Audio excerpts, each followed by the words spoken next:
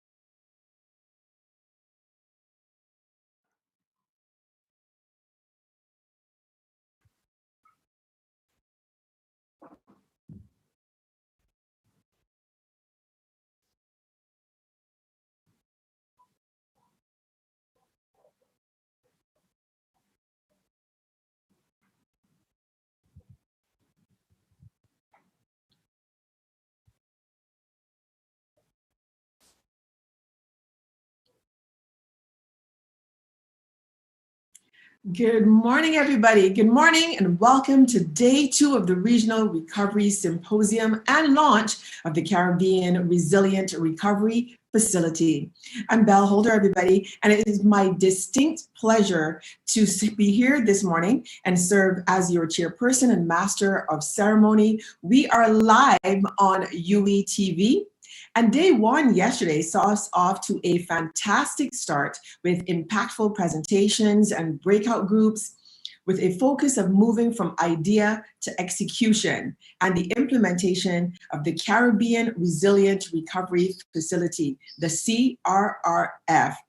I now take the opportunity to extend an official welcome to the Honorable Vincent Byron Jr., Attorney General and Minister of Justice, Legal Affairs and Communications in St. Kitts and Nevis, who's also Chairman of CDIMA. Good morning and welcome to Dr. Carla Barnett, the Secretary General of CARICOM. Good morning and welcome to His Excellency Scott Furssedonn-Wood, British High Commissioner to Barbados and the Eastern Caribbean. I also need to extend a welcome to Ms. Valerie Cliff, who is the UNDP resident representative for Barbados and the Eastern Caribbean. Ms. Sharon Peake, Executive Director for the Caribbean Regional Development Program, Global Affairs Canada. Welcome to you. Ms. Elizabeth Riley, Executive Director of CDIMA. Mr. Jeremy Collimore, Disaster Risk Resilient Consultant. Dr. Evangeline Innes Springer of UWI, Andrea Grosvenor of CDIMA, Mr. Paul Saunders of the CDB, Ms. Elizabeth Emmanuel of CCRIF, Dr. Jeanette Fernandez Castro of UNDP, Mr. Carl Smith, the Permanent Secretary for the Bahamas, the Ambassador Francine Barron, Climate Resilience Execution Agency for Dominica, and Ms. Nadine Brown, Planning Institute of Jamaica, and also good morning and welcome to Mr. Hayato Nakamura of Japan's International Cooperation Agency. To all NDC representatives, specially invited guests, participants from all 20 CDIMA member states, members of the media, to our viewers on UWI TV, ladies and gentlemen, welcome and good morning once again. I take this opportunity to, and please join me in wishing CDIMA a wonderful and successful 30th anniversary this year, acknowledging 3 decades of serving the region. Definitely a round of applause for that achievement. Thank you all so much for being here as representatives of all 20 member states. Welcome once again to the CDIMA Regional Recovery Symposium and launch of the Caribbean Resilience Recovery Facility. Good morning. Bonjour. Ça café. Good morning. How is everyone doing this morning? I know we are all giving thanks that we are safe and that we are healthy and that we have the opportunity to face another day. As we all continue to grapple with the COVID-19 and the effects of the pandemic, The virtual and online space has allowed us to stay connected and continue to do the necessary work for the betterment of each other and for each and every one of us in the region. For our speakers this morning, we ask that you please turn your camera on when you hear my introduction to you being read. Please turn your camera on so that we can immediately connect you with our audience at home. Thank you so very much. And now, without any further ado, our first presenter this morning is currently the 8th Secretary General of CARICOM. She is an economist who has worked across the Caribbean, including serving as Vice President of the CDB. She is a former Vice President of the Senate in her native Belize. She was awarded the insignia of the Commander of the British Empire for her distinguished public service. She was also recognized by the UWI Belize Alumni Association with an award for excellence in economics and development. Ladies and gentlemen, please welcome Dr. Carla Natalie Barnett.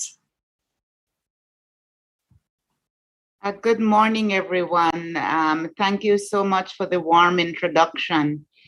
Honorable Vincent Byron Jr., Attorney General and Minister of Justice and Legal Affairs of St. Kitts and Nevis, and the current Chairman of the Council of Ministers of SEDIMA. Your Excellency Scott Furssedonn-Wood, British High Commissioner to Barbados and the Eastern Caribbean, Ms. Valerie Cliff, Resident Representative of UNDP Barbados and the Eastern Caribbean, Ms. Sharon Peake, Executive Director, Caribbean Regional Development Program in Global Affairs Canada, Ms. Elizabeth Riley, Executive Director of SEDIMA, participants, ladies and gentlemen, all, good morning. It gives me great pleasure to share just a few thoughts with you at this Regional Recovery Symposium this morning. I see this as a flagship event for this Caribbean Disaster Emergency Agency, and more importantly, for the launch of the Caribbean Resilience Recovery Facility, the CRRF. As we are all aware, within the last decade, the frequency, the intensity, and the complexity of disasters in the Caribbean have increased significantly. We have experienced the devastating impacts of Hurricanes Maria and Irma in 2017, the ongoing COVID-19 pandemic that began affecting the Caribbean in 2020, as well as the most recent eruption of the Lafayette volcano in St. Vincent and the Grenadines, and the earthquake which struck southern Haiti, followed by Tropical Storm Grace in 2021. Earlier this year, the costs to our countries are devastating. In 2017, Hurricanes Irma and Maria caused an estimated US $1.3 billion of damage, which would have been around 224% of the GDP of Dominica, and US $222 million damage to Antigua and Barbuda, 9% of GDP there. Given the magnitude of the disasters, the scope and cost of recovery are huge, overwhelming the capacity of individual states to cope and require regional and international support. It is against this backdrop that there was an imperative to develop an enabling environment for public, private, and civil society sectors across the region to collaborate and coordinate to support effective disaster recovery planning. This provided the impetus to develop and launch the Caribbean Resilience Recovery Facility. Resilience is a key strategic imperative for the Caribbean community. In 2018, following the devastating 2017 hurricane season, CARICOM heads of government approved a Caribbean pathway for resilience for the region and designed this around 5 pillars. First of all, social protection for the marginal and the most vulnerable. Second, safeguarding infrastructure. Third, enhancing economic opportunity. Fourth, environmental protection. And fifth, operational readiness and recovery. The development and establishment of the Caribbean Resilience Recovery Facility is located within the existing resilience building framework that will allow for strengthening of the coordination of national, regional, and international efforts to become more effective and sustainable. In developing this facility, it was noted that the United Nations International Strategy for Disaster Reduction defines recovery as, and I quote, the restoration and improvement where appropriate of facilities, livelihoods, and living conditions of disaster-affected communities, including efforts to reduce disaster risks, end of quote. As such, resilient recovery will need to be nationally driven with a focus on a comprehensive social, economic, and community-centered approach to rebuilding and the reduction of disaster risk. This will encourage planning for more resilient growth and development in the region. This facility is being established as a regionally owned and driven mechanism for the coordination of resilient recovery services to SEDIMA participating states. It will be coordinated by the SEDIMA Coordinating Unit, which will also leverage partnerships, as it already does, with CARICOM and international institutions with mandates of relevance to the resilient recovery agenda.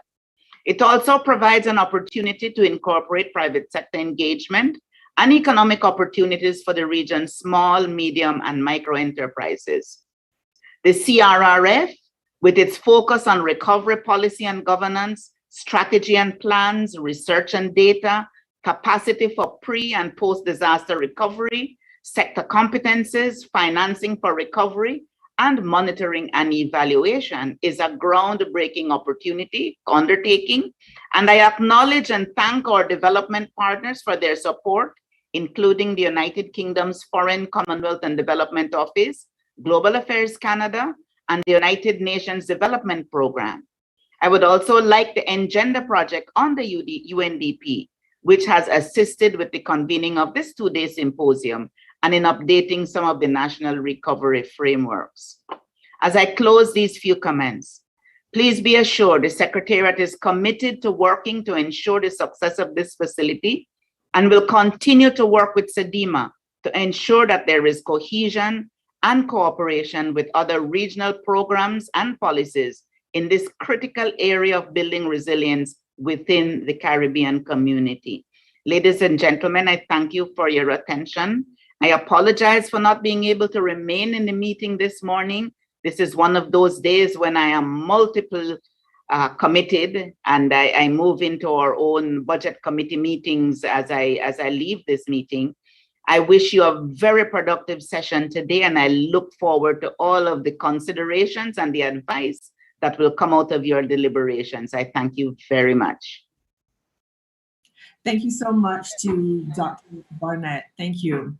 And our next presenter is the UNDP Resident Representative for Barbados and the Eastern Caribbean, previously serving as their Deputy Regional Director for Asia and the Pacific. Her work with the UN saw her serving in the Republic of Djibouti, New York, Kuwait, as well as the occupied Palestinian territories, Bosnia and Herzegovina, and Cambodia. Ladies and gentlemen, please welcome Ms. Valerie Cliff. Thank you so much.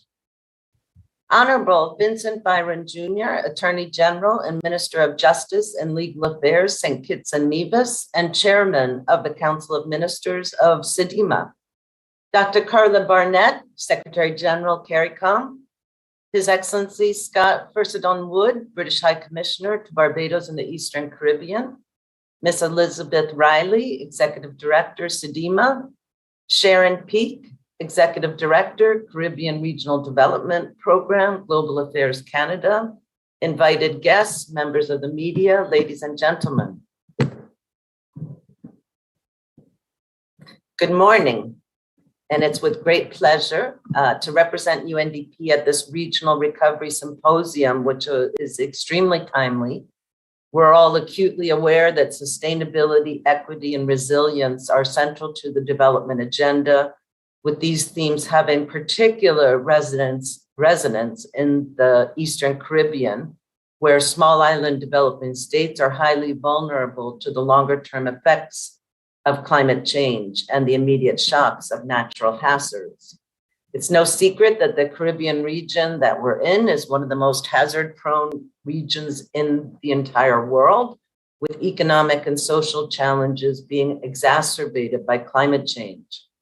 We, of course, only have to look at this year alone, and the eruption of La Soufrière volcano in St. Vincent and the Grenadines.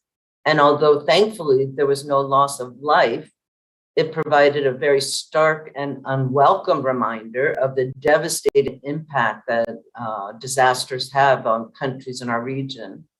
The government has just in the past few days approved the report of the post-disaster needs assessment that UNDP served as the technical lead with the World Bank and the European Union. So this is perhaps the first time you'll be hearing these figures. It's estimated that the damage and loss resulting from the event is the equivalent of 235 million US dollars and recovery needs of 273 million US dollar equivalent, which includes costs to enhance resilience to future natural disaster impacts, not just the restoration of pre-hazard conditions. So the amounts involved are really staggering. UNDP maintains a focus on supporting country resilient recovery of livelihood, shelter, governance, and other social sectors. We partner with national governments and working alongside local governments, NGOs, civil society groups and communities, and regional partners such as CEDIMA. UNDP emphasizes the human and social aspects of recovery. Within our region, specifically, perhaps just a few examples of what we've done. Providing advisory services for the national and local governments to plan, implement, and coordinate recovery and long-term resilience. We've done this in Dominica with the establishment of CREED and with the British Virgin Islands, where we supported the development of the recovery and development plan. In the area of improved disaster risk reduction systems and preparedness for recovery, we did that in Dominica by enhancing the early warning system capacity. And we've helped communities build back better from the impacts of disasters. For example, re-roofing of houses and key infrastructure in both Antigua and Dominica, full rehabilitation of key infrastructures, school in Dominica, the Seoul Hospital and Post Office in Antigua and Barbuda, and house rehabilitation also in Antigua and Barbuda, which is still ongoing. Gender equality is a key cross-cutting priority for the work of UNDP in Barbados and the Eastern Caribbean, and a primary emphasis is placed on strengthening national expertise, policy and planning, and boosting institutional implementation capacity, including for the inclusion of women and vulnerable groups in national decision-making and implementation processes. As another example, which I think you covered yesterday, under the strong leadership of CEDIMA and through our Engender initiative, the Model National Recovery Framework has been updated and provides guidance to CEDIMA participating states for the transition from response to recovery, and specifically on the options for government arrangements to deliver effective recovery. And again, I think this was covered in yesterday's session. Additionally, we're doing a comprehensive disaster management capacity audit tool, developing that to include questions on gender inclusion, gender disaggregated data, and capacity for recovery, not only at the national, but also at the sectoral levels. A joint team from UNDP, CEDIMA, and the World Bank are jointly executing these audits. The Caribbean Resilient Recovery Facility is key to driving recovery processes and frameworks forward as it attempts to address gaps and weaknesses in the region relating to recovery processes, models, coordination, and access to expertise. We're pleased that we've reached this stage where the CRRF will be launched. And again, we think CEDIMA should be especially commended for leading on this process. I want to state that UNDP remains committed to supporting the implementation of the CRRF to ensure that the overall objectives of the facility are met. Based on our experience, I'd like to suggest that the collaboration and joint financing with multiple recovery partners has been one of the observed strengths of the region relating to recovery. And the slide that was shown in the beginning, I think very much demonstrates how many partners are collaborating in this effort. We're very happy to be part of these processes and thank partners for the leadership shown. However, we must build and strengthen the collaborative efforts to ensure recovery continues to be effective. I want to highlight maybe just a few areas for consideration and potential improvement relating to recovery that we have observed.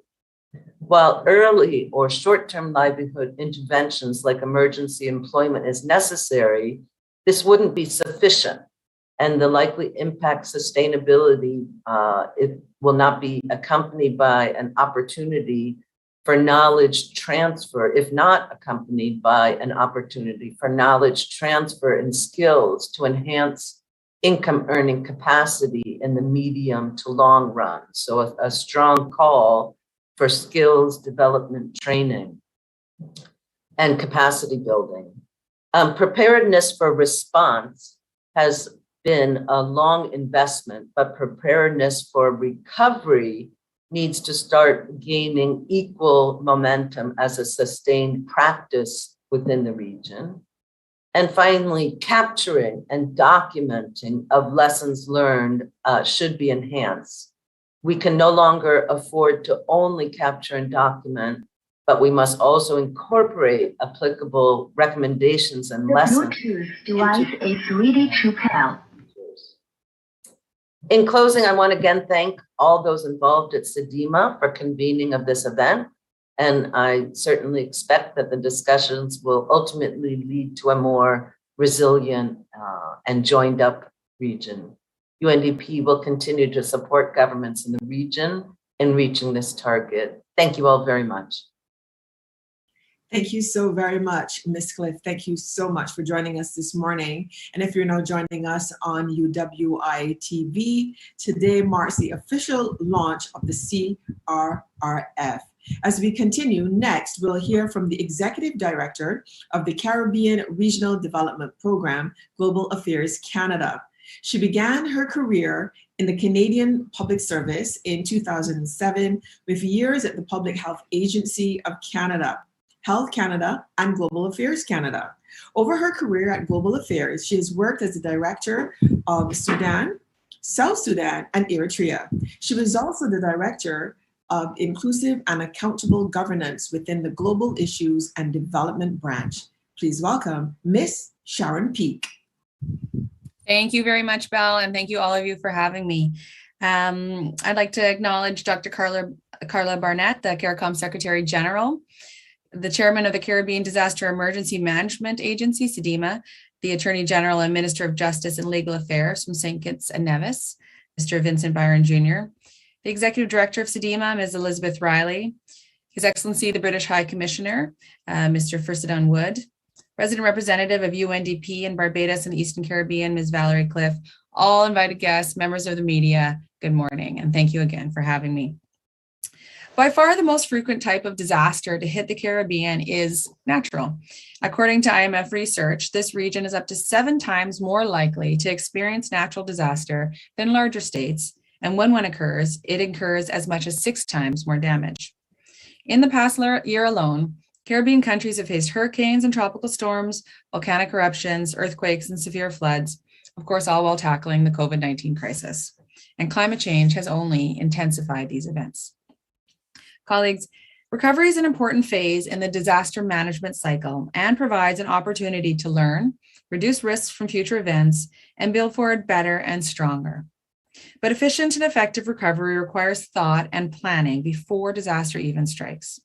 As such, it gives me immense pleasure to welcome you on behalf of the Government of Canada to this Regional Recovery Symposium hosted by CDEMA.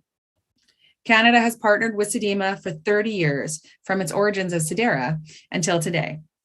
We recognize the critical role that the agency plays in preparing the region and responding when disasters occur. Over the last 30 years, we've provided more than $15 million Canadian to a series of initiatives that started in 2001, with a focus on building codes and safer building practices. Since then, we've looked at legislation, community resilience, emergency communications, and the overarching governance structures that are so important for good collaboration and coordination. Following the devastation of the 2017 hurricanes, Canada joined with the UK and UNICEF to fund a rapid review of the regional response. It was clear that the 9 affected CDEMA member states and the extent of the devastation, the capacity of the regional system was significantly stretched. The review provided some quick insights into the key challenges that needed to be addressed for a stronger response in the future. The findings of that review also informed Canada's $100 million pledge to support reconstruction, economic and climate resilience efforts in the Caribbean. As a part of that pledge, we have several ongoing projects that are working directly with CDEMA, including an $8 million targeted support initiative, which is designed to strengthen the response to disasters through first, improved emergency communication capacity, second, training of response teams, and finally, funding for local early recovery projects in the impacted countries. The project is also increasing the technical capacity of the coordinating unit, improving the Caribbean risk information system, and supporting coordination of partners. Another project that comes within that pledge is the Engender project. Although this project is being led by UNDP, there is a component that CDEMA is directly implementing that focuses on strengthening the model national recovery framework, assessing capacity for recovery at the national level, and then working with specific countries to be better prepared for recovery. This element is co-funded with the UK, but approximately $200 million Canadian is being budgeted for CDEMA activities. Today's regional recovery system is, of course, part of that support. And finally, the $20 million Canada Caribbean Resilience Facility with the World Bank is assisting CDEMA to investigate sustainable financing options for the organization and is providing recovery support to affected countries. The project is also supporting countries to strengthen public financial management systems to be more responsive in a disaster scenario. As part of our $100 million pledge, we're working with communities through the Red Cross and with national governments through NDP and the World Bank. We also recognize how important it is to support the poorest and most vulnerable in disasters, and all the time, particularly women and girls. That is why we also work with a wide range of actors to ensure disaster preparedness and recovery is inclusive, gender responsive, and serves the needs of all people, including marginalized groups. At the international level, our UNDRR colleagues receive support for the Caribbean aspects of the recently concluded regional platform, hosted for the first time by a Caribbean country, namely Jamaica. This is another example of how we in Canada try to ensure that Caribbean SIDS have a voice that can be heard at the highest levels. More recently, the Canada CARICOM Climate Adaptation Fund provided $20 million to support Caribbean catastrophe risk insurance facility premiums for 9 CARICOM countries. This support gave those countries some fiscal breathing room to manage the impacts of COVID-19 while also ensuring that they were still protected for other natural disasters. The fund is also providing technical assistance to develop new innovative financing instruments for climate adaptation and resilience through the Caribbean Development Bank. There are other existing mechanisms for countries to access support, including the Canada CARICOM Expert Deployment Mechanism. This new $5 million technical assistance window provides Canadian technical assistance to government partners based on their needs and requests in a broad range of sectors, including building strong and climate resilience communities. And we encourage you to use this mechanism to advance your programming in this area. The Canada Fund for Local Initiatives is also available for NGOs to undertake small projects that address climate change and environmental issues. Colleagues, I hope it's evident that Canada remains committed to the Caribbean. This commitment has translated into steadily increasing support, demonstrated recently through our increased support to the Caribbean Development Bank Special Development Fund. On the international stage, Canada announced at the G7 in June of this year that our climate finance commitment would be doubling to $5.3 billion Canadian over 5 years. This latest commitment recognizes that more support is needed for climate change adaptation, and there's a particular emphasis on nature-based solutions. The restoration and protection of natural ecosystems can do a great deal to reduce disasters, whether for coastal protection or landslide mitigation, to name just two examples. We see some exciting and valuable work ahead in this area, so watch this space. The last year has proven the true extent of the multi-hazard environment people live in the Caribbean. The global COVID-19 pandemic, hurricanes, and volcanic eruptions have all collided in a short space of time and serve to remind us how important it is to invest in our ability to prepare, respond, and then recover. We are proud of the great work that CDEMA has done to continually strengthen both themselves and the region, and we are glad to be able to support these efforts. We sincerely thank the staff of the CDEMA Coordinating Unit and the wider regional response partners, including national disaster offices, for their tireless efforts in helping affected neighbors. It's our hope that this Regional Recovery Symposium helps to strengthen the regional approach to recovery and helps individual nations learn from each other's experiences in an effort to reduce risk to future events and build forward better and stronger. Thank you again. Thank you so very much. That was Sharon Peake, and Sharon is the Executive Director of the Caribbean Regional Development Program, Global Affairs, Canada. We continue now on this special day, which marks the Caribbean Resilience Recovery Facility being launched. We will now hear from the British High Commissioner to Barbados and the Eastern Caribbean. Prior to this post, he was Deputy Private Secretary to His Royal Highness, Prince Charles of Wales.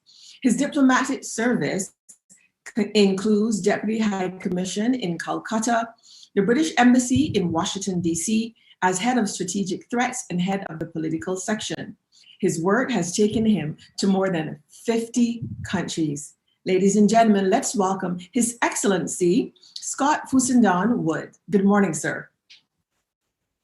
Good morning, Minister, distinguished guests, colleagues, ladies and gentlemen. I'm Scott Furssedonn-Wood. I'm the British High Commissioner to Barbados and the Eastern Caribbean, and it's a real pleasure to have this opportunity to join you today for this important symposium, Regional Recovery Symposium 2021, delivered through the Engender Project. And because this symposium comes so soon after the conclusion of the COP26 Climate Summit in Glasgow, Scotland last month, I particularly today wanted to focus my remarks on climate change. And as we begin the UK presidency of COP, to reflect on the progress that we made against the objectives that we set ourselves at the start of COP26. Firstly, to get commitments to cut emissions, to keep within that global warming limit of 1.5 degrees, which is so vitally important for countries in this region and small island developing states and the climate vulnerable countries around the world. Secondly, to reach the target of $100 billion per year of climate finance to developing and vulnerable countries, which should be achieved by next year. And thirdly, to get agreement on the outstanding aspects of the Paris rulebook. Now, by making progress on each of these three areas, we can now have an enhanced degree of confidence that we can work together to provide a safe and prosperous space for all humanity on this planet. But as you all know very well, there is no time for complacency, no time to relax. In fact, there's still a great deal more to be done and a lot of hard work ahead. And we heard that very clearly in Glasgow. The work starts now. The United Kingdom, for our part, is committed to helping the Caribbean region build its resilience to the effects of climate change, which is why several new programs were announced in Glasgow. There were three specific initiatives that we expect to have a very significant impact here in the Caribbean, and which we launched at COP26. The first of these is £40 million in overseas aid funding for a new program, which we're calling the Small Island Developing States Capacity and Resilience Program, or CEDAR, which will support capacity building for small island states to access wider funding and technical solutions at scale. Secondly, there is now a access to climate finance task force, which is co-chaired by the United Kingdom and Fiji. And the task force is there to work to improve access and quality of climate finance for a much broader group of vulnerable states, including, of course, small island developing states. And thirdly, there has been new momentum from around the world to put gender at the forefront of climate action. At COP26 on Gender Day, the UK pledged £165 million in funding to address the dual challenges of gender inequality and climate change. Now, Engender rightly acknowledges that adaptation action should follow a country-driven, gender-responsive, participatory, and fully transparent approach, taking into consideration vulnerable groups, communities, and ecosystems, ensuring that we leave no one behind. At last week's launch of the Global Humanitarian Overview 2022, the increasing humanitarian needs were highlighted as many countries face the combined effects of conflict, climate, and of course, COVID-19. Sadly, in 2022, 274 million people around the world will need humanitarian assistance and protection, an increase of 39 million people from 2021. With these growing needs rapidly outstripping the available resources, it's vital that we find new means to address these challenges. The United Kingdom is committed to playing our part in building climate and disaster resilience, which is why the UK was the first major economy to legislate for net zero emissions by 2050. The COP26 Glasgow Climate Pact under the UK's presidency has over 90% of the global economy covered by a net zero target, and that's up from 30% 2 years ago. The UK has doubled our international climate finance of £11.6 billion over 5 years, with an extra £1 billion in 2024-2025. If the economy grows as forecast, supporting developing nations to access clean technology and build green infrastructure. The updated Model National Recovery Framework and Adaptation Guide that the Symposium will validate will enhance recovery planning in SEDIMA member states and provide a roadmap for building back better. This roadmap will help target investments in risk reduction and building resilience, which saves more than just lives and livelihoods. It also provides excellent returns on investment. The UK supports the increase in finance for prevention and preparedness, as opposed to just taking action in the aftermath of events, because it's been shown that this is money really well spent. World Bank studies show that every $1 invested in risk reduction and prevention can save up to $15 in post-disaster recovery. So it just makes good sense. Every dollar invested in making infrastructure disaster resilient saves $4 in reconstruction expenses. Because of this, the UK will continue to work to increase awareness of the importance of funding for disaster risk reduction, highlighting the importance of international cooperation and multilateralism to address planetary emergencies, and identifying the important role that financial institutions can play in scaling up financing for disaster risk reduction. So, ladies and gentlemen, colleagues, I wish you all the best of luck for the discussions ahead. And thank you very much once again for inviting me to join this very important discussion. Thank you very much. Thank you very much. Thank you for being here. We just heard from His Excellency Scott Furssedonn-Wood, who is the British High Commissioner to Barbados and the Eastern Caribbean. And I think we're well aware that the launch of the CRRF requires all of us to work together. Our final opening remarks this morning comes from the Attorney General and Minister of Justice, Affairs and Communications for St. Kitts and Nevis, and he's also the chairman of SEDIMA. He has worked in the public and as a national instructor of the Health Management Information System, where he installed and maintained the primary healthcare database and trained public health personnel in computer use. He's a member of the National Assembly of the Federation of St. Kitts and Nevis, and a member of the Constituency Boundaries Commission.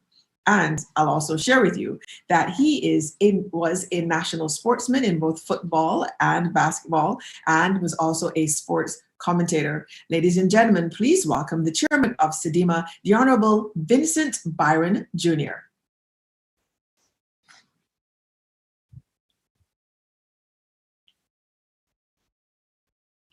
Please turn your microphone on, sir.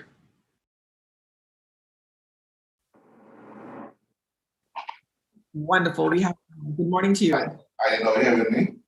Yes, please. Yeah, thank you very much. Thanks again to Belle, our chairperson. And I would want to acknowledge, as I begin, the Secretary General for CARICOM, Dr. Carla Barnett.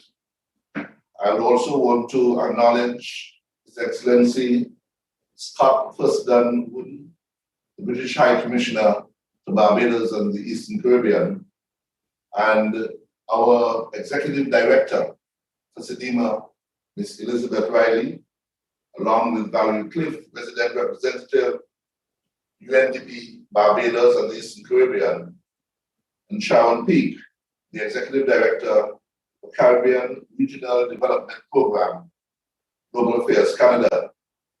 I'd also like to welcome as well the invited guests to this forum that we are having today, as well as media representatives. And brothers and sisters, of course, the Caribbean region and elsewhere. Good morning. I'm particularly pleased and delighted in my capacity as chairman of the Council of Ministers of SEDIMA to join with representatives of SEDIMA participating states, regional stakeholders, and international partners for the launch of the Caribbean Resilient Recovery Facility, CRRF. To understand the significance of this moment, we must reflect on why it was considered necessary for such a facility to be established. The resilience conversation in Caribbean small island development states has changed over time and continues to change. We are experiencing climate change, changes in diversity and continues and complexity of hazards, and change in the level of socio-economic disruption impacting lives, livelihoods, life chances, and development trajectories. According to UN ECLAC, for the period 2000 to 2021, the Caribbean recorded 326 disasters associated with natural hazards, with the highest incidence being in the year 2004 and 2017, 30 and 29 disasters respectively. Repeated events have underscored the need for more robust ex-ante interventions to strengthen resilient recovery. After disasters, different legal frameworks and policies come into play, and diverse institutions are involved in providing longer-term assistance to victims and stricken geographic areas, and in planning and carrying out recovery activities. Following the destructive 2017 hurricane season, and in response to a call from CARICOM heads of government, a clarion call was made for a regional mechanism to serve as the primary repository of information, knowledge, and expertise that can be efficiently tapped to facilitate resilient recovery, and the idea of the Caribbean Resilient Recovery Facility was born.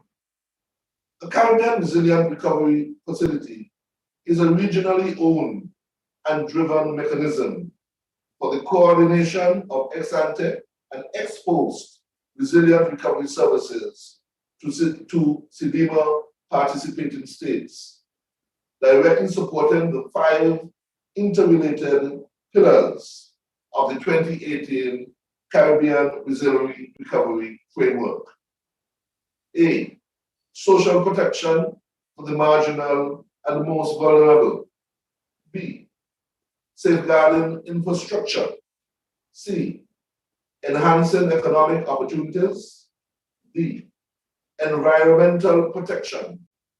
And E, operational readiness and recovery. Under the overall leadership of CEDIMA, it is designed to provide strategic guidance for recovery efforts across the entire Caribbean region and to guide the efforts of all stakeholders concerned with recovery. The UNDP, a well-established and world-renowned actor in the humanitarian and recovery area, supported CEDIMA in developing the mandate of the CRRF. In the aftermath of a disaster, governments and communities typically place more emphasis on immediate disaster response activities than on long-term recovery efforts. However, because each phase of the disaster cycle requires different arrangements and key stakeholders' participation typically vary, governments need to ensure that they have strong institutional frameworks for good governance of recovery efforts. Hence, one of the long-term goals of the facility is to build capacity within the region. At the national level, focus will be on shaping enabling legal and institutional environment for resilience, for resilient recovery, building capacities of individual experts and national organizations to effectively identify and address recovery challenges. Ladies and gentlemen, look around today as we are forced to have to participate in this symposium via computer monitors due to the ongoing COVID-19 pandemic. I will be so bold as to say that the Caribbean Resilient Recovery Facility is an idea whose time has come. There is a clear need for resilient recovery planning to address the post-pandemic climate change crisis, together with the economic and social and environmental impacts, while also boosting growth, tackling inequality, and making progress to the SDGs. The CEDIMA Council of Ministers is mindful of the need for sustainability of the Caribbean Resilient Recovery Facility, including the implications for the organizational structure of the CEDIMA Coordinating Unit. This has to be an upfront conversation. As such, we look forward to receiving and considering the recommendations emerging from the Engender project in this regard. I'm also mindful that the success of the Caribbean Resilient Recovery Facility is dependent on recognition at the level of CEDIMA participating states that resilient recovery needs to be nationally driven, led by ministries of finance and/or economic development, with a focus on a comprehensive social, economic, and community-centered approach to rebuilding and reduction of disaster risk. I therefore wish to encourage CEDIMA participants to embrace the opportunities provided by the Caribbean Resilient Recovery Facility, integrating recovery planning at the policy and program level and sustaining implementation through results-based country work programs. As I close, I wish to congratulate the CEDIMA Coordinating Unit, the team led by Elizabeth Riley, on the launch of this facility. On behalf of the CEDIMA system, I would like to extend sincere thanks to the UNDP and the governments of the United Kingdom and Canada for their financial and technical support. This facility is a game changer for our region. It will serve to strengthen recovery capacities in the Caribbean and allow our people to reduce future disaster losses, promote resilient recovery, and to build back better and bounce forward after disasters. I thank you.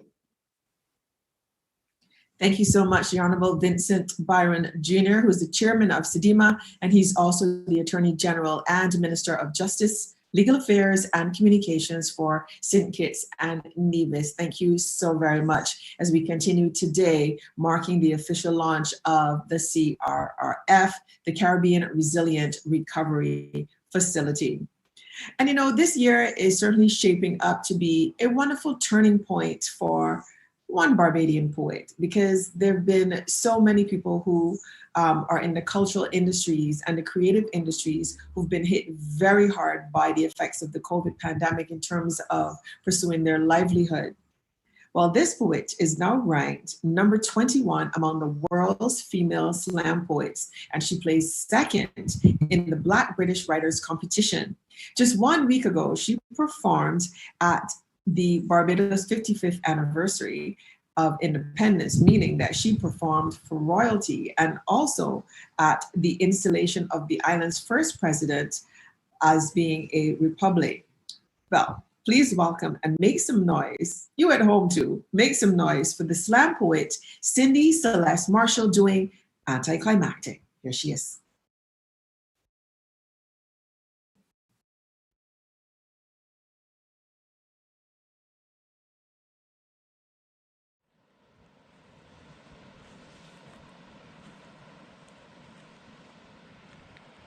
It's worse.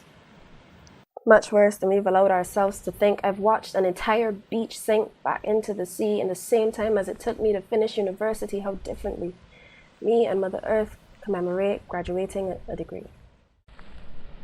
Where I'm from, it didn't take a pandemic for us to realize how little people really care about the front lines. We have been plagued by this plight long enough to know that the phrase "we live where you vacation" has always been more plea than pitch, been beseeching the rich to switch tact and acknowledge the impact of their actions and inactions. Remember that what's their tourist attraction is our permanent residence. But Magneto says, in chess, the pawns always go first. So it seems our worth at worst is reduced to being canaries cursed to burst breast in the coal mines at best, to being frogs left to test the waters until when the pot gets too hot and we should all hop out.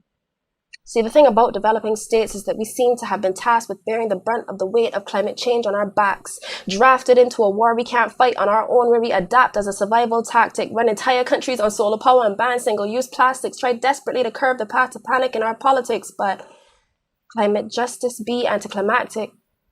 When to declare the existence of global warming gets us labeled as heretics, never mind that in the tropics, heat has become a familiar enough face to wave at us when he catches us in the streets. How every year we meet more hurricanes ready to know us on a first name basis while erasing our neighbors. How our eco-friendly plan before ours and not three.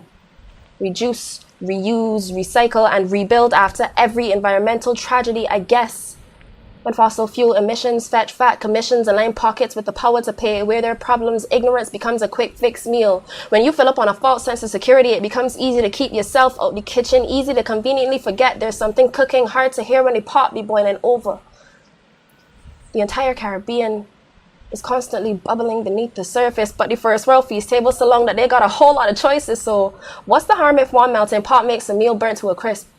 Makes a meal burnt beyond their capacity to consume it? It seems that either way we slice it, developing states are most susceptible to coming under fire. We sit in the hot seat of a hothouse earth, a majority population responsible for the least destruction, begging and pleading for someone to listen before it's too late, while the 1% keep the climate debate at a stalemate, because the truth is that the truth is only inconvenient to the people most affected by it, only hurts the ones who can't afford to ignore it. And I wonder, what will become of the pawns? If they let us become martyrs, will they remember us when we are gone? 2 degrees of separation don't ever seem like much until the two sides of the spectrum are life and death. When our fears fall on deaf ears, are we just wasting our breaths? Will it take the ocean becoming a mausoleum of people and nations sacrificed to extinction before the rest of the world acknowledges the problem? Or will ignorance continue to be bliss, the catalyst to the human apocalypse?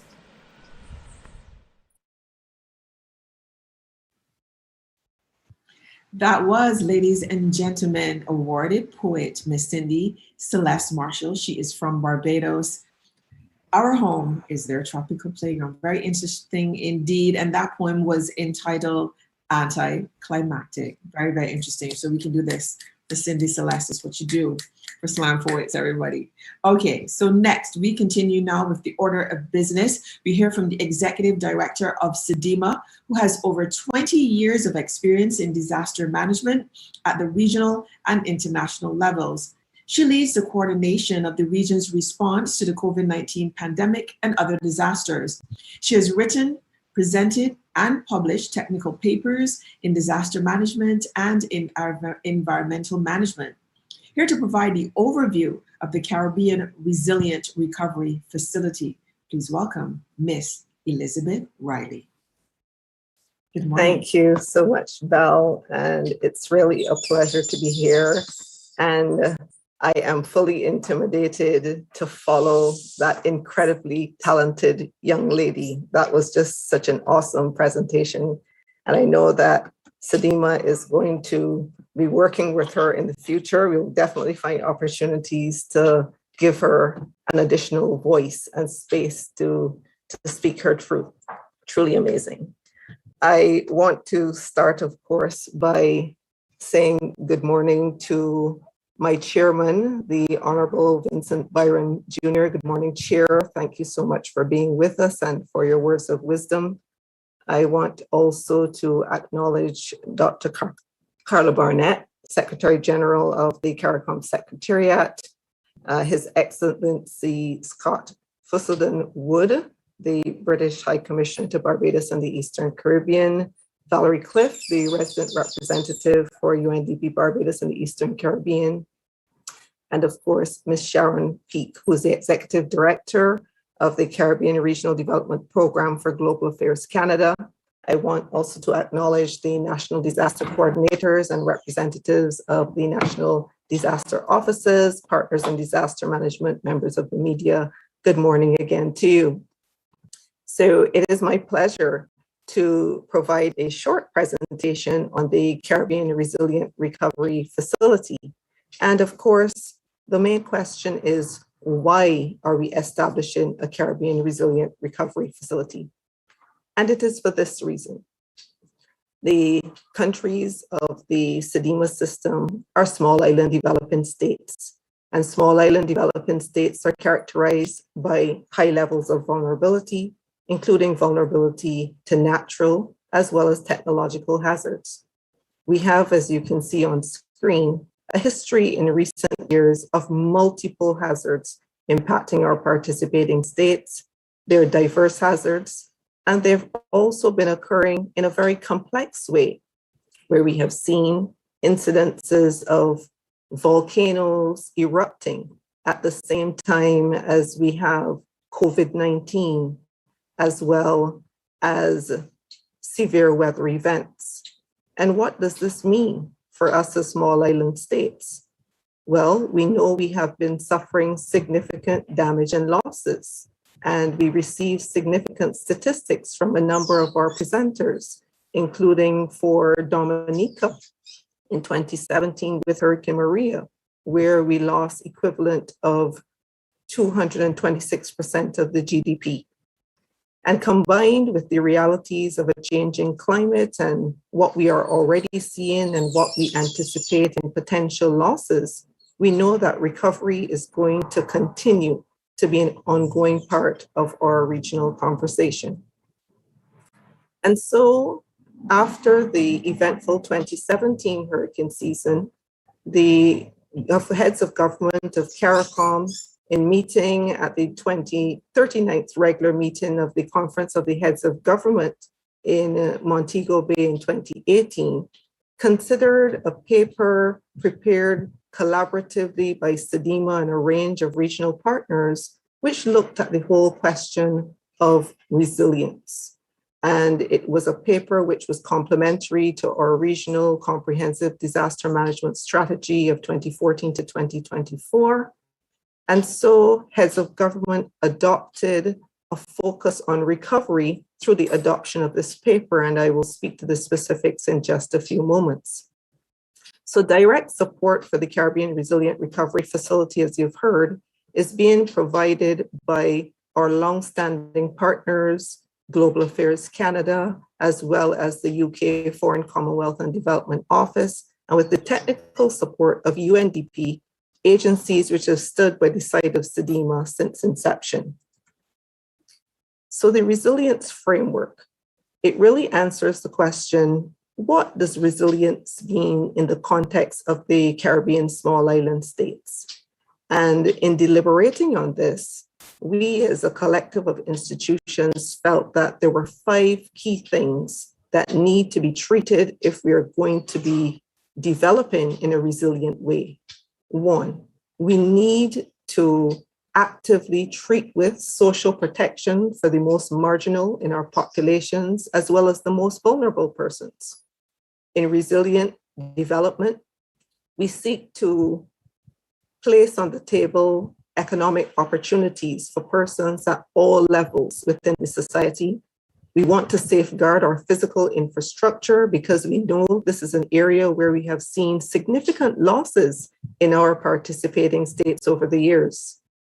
We want to ensure that environmental protection is being considered as a part of the resilience dialogue because of that intricate relationship and interface between disaster risk issues and the environment. And of course, operational readiness has to be a part of our conversation. We do have to be prepared to respond, and we also have to prepare ourselves to recover. And the resilience framework is supported by an enabling environment, which is treated by 9 areas, which are in the gray boxes at the bottom of the screen, which I won't go into detail on those today. So the Resilient Recovery Facility is going to be important because it will build national recovery capacities before disasters. So when we talk about ex ante recovery capacity, this is what we're speaking about. We want to treat this before the disaster happens. We also recognize from past experiences that there was a need to bridge the gap between the response and early recovery, and the facility will support this. It will also enable fast-tracking recovery after the disasters take place and build resilience within the region by ensuring disaster risk-informed recovery efforts and investment, which are based on the principles of building back better and fostering inclusion, are promoted. So what exactly is the Caribbean Resilient Recovery Facility? Well, as indicated by our chairman, it is regionally owned and regionally driven. And it is a mechanism which allows for the coordination of those actions which we take before the disaster, ex ante, as well as after the disaster, ex post, with respect to resilient recovery. It's going to leverage partnerships. And this was really coming through in the presentations and the opening speeches, because we recognize we cannot go this alone. It has to be combined efforts from a range of institutions with comparative and advantages and strengths, bring these to the table. We want to use the convening power of the SEDIMA coordinating unit to bring these institutions together. It allows us a space to pool the talent within the regional as well as the international and national agencies as well to assist those territories in need of assistance for recovery.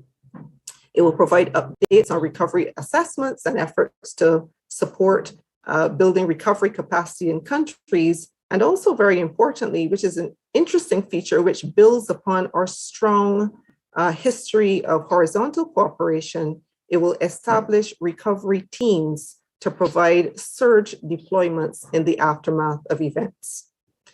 So recovery is complex, as we all know. So to make the work a bit easier, we are organizing the Resilient Recovery Facility around 5 thematic clusters. Each cluster will be led by or co-led by regional institutions and have a supporting cast of other institutions as well. So these areas are recovery capacity, recovery information and knowledge, recovery financing, recovery solutions, and of course, we want to be able to measure the level of progress that we have made. So we include monitoring and evaluation. In the next two slides, I will explain the key components of the first four. So when we talk about recovery capacity, we're really treating with matters like enabling framework, looking at the legal and institutional frameworks for gender-sensitive recovery at the national level. And we're also looking to support national level capacity assessments so that we understand where each country is with respect to the recovery continuum. In addressing matters of information and knowledge, we want to improve the identification of recovery needs and data to support informed development. And we do this, of course, through establishing knowledge portals and building collaborative relationships with our post-secondary institutions in the region and improving our research capacity. The area of recovery financing is very specialized. And in addressing this area, we'll look to identify viable recovery financing models at the national level, as well as to pilot innovative national recovery financing instruments. And in the area of recovery solutions, to pilot recovery solutions in priority sectors based on national needs, and also identify lessons in implementing recovery solutions. So you may ask the question, what specifically will be CDEMA's role in the Caribbean Resilient Recovery Facility? And we plan and have already started to leverage our convening power to bring the parties together. We are going to be playing a role in the coordination of recovery governance through technical advisory services pre and post disaster through surge capacity, providing guidance and standards for recovery, and to guide the management of the transition from response to recovery.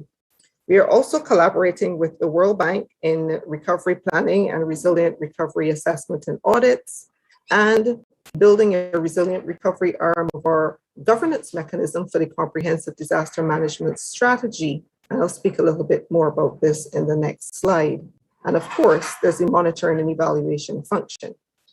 So this is the proposed architecture, which is not as complicated as it looks. So at the top tier, we have the Comprehensive Disaster Management Governance Mechanism, or the CDM Coordination and Harmonization Council. We mentioned that the technical working group of the Caribbean Resilient Recovery Facility will feed into the overall governance council. And that, of course, is supported by the 5 thematic areas, which I outlined a few moments ago. And the work of those thematic clusters will be informed by priority outcomes and priority activities, which are coordinated by lead and supporting partners. And of course, there are feedback mechanisms with respect to monitoring and evaluation, and spaces where technical support will be provided by the CDEMA coordinating unit and other entities as well. So what's the role of the technical working group? It will be a committee of the CDM Coordination and Harmonization Council, and some of the key actions that it will undertake are to examine and recommend partnership models for governance and institutional arrangements for resilient recovery, to facilitate effective coordination and institutionalization of recovery capabilities, to ensure long-term sustainability and institutionalization of the Resilient Recovery Facility, and to provide and serve as the oversight body for the pool of the disaster experts, in other words, the recovery roster for surge support to states that are impacted. In terms of the membership structure, you will note that there are diverse partners who are playing roles in resilient recovery right now and who have already signaled a commitment to support the Caribbean Resilient Recovery Facility. We have members from the private sector, from our development partners, from national disaster management agencies, and of course, from our technical agencies, whether within the UN system, World Bank colleagues, or within the Caribbean community as well. We have already started this work, and some of the key areas advanced to date are on screen. You heard yesterday about the Model National Recovery Framework. We had a validation process with respect to that framework yesterday. We've worked collaboratively with our colleagues at the World Bank under the umbrella of the Canada Caribbean Resilient Facility to develop the recovery capacity assessment audit tool, and it has been applied in a number of states, and we have those results. And then, of course, we've been documenting recovery experiences, and we had an opportunity to discuss this yesterday afternoon as well.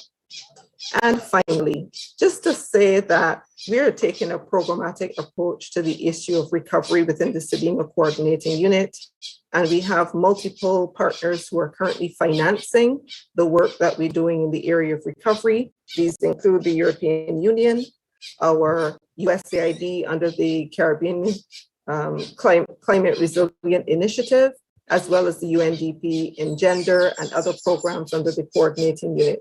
So we very much look forward to working with all of you in advancing the work of the Caribbean Resilient Recovery Facility.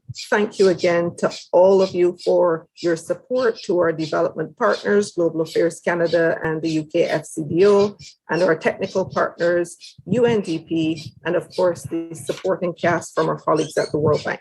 Thank you very much, Belle, and back over to you. Thank you so much, Ms. Riley. Ms. Riley is the Executive Director of CDEMA.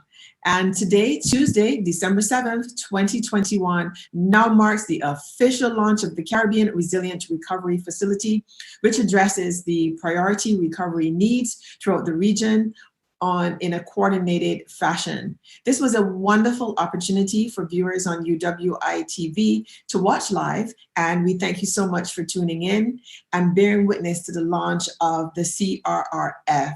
At this point in the proceedings, we do bid you a farewell as we continue with day 2 of the Regional Recovery Symposium in the online space. Thank you so much for watching.